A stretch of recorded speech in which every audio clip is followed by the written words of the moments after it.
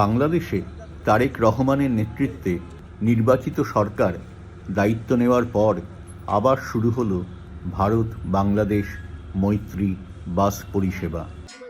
মঙ্গলবার 9 জন যাত্রী নিয়ে আখাউড়া ইন্টিগ্রেটেড চেকপোস্ট পার হয়ে ত্রিপুরায় ঢুকল এই বাস।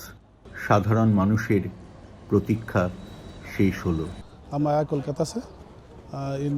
पिछले 1 साल से रॉयल मोत्री बस सर्विस बंद था अगरतला और ढाका का, अभी फिर चालू हुआ है।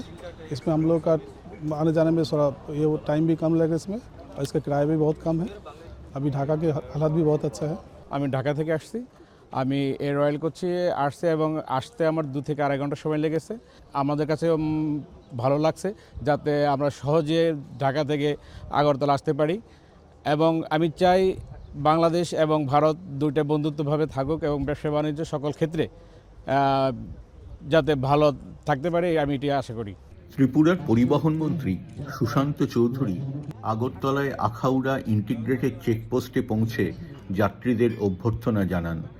বাস যাত্রী থেকে গাইড সবার মুখে এক সুর, দুই দেশের মধ্যে ভিসা দেওয়া শুরু ও এই বাস চলাচলের অর্থ শুধু যে সাধারণ মানুষ যাতায়াত করতে পারবেন তাই নয়, এর অর্থ দুই দেশের মধ্যে সম্পর্ক আবার স্বাভাবিক হচ্ছে। টোটাল যাত্রীর মধ্যে বাংলাদেশ যাত্রী ছিল 7 জন এবং ইন্ডিয়ান যাত্রী ছিল 2 জন।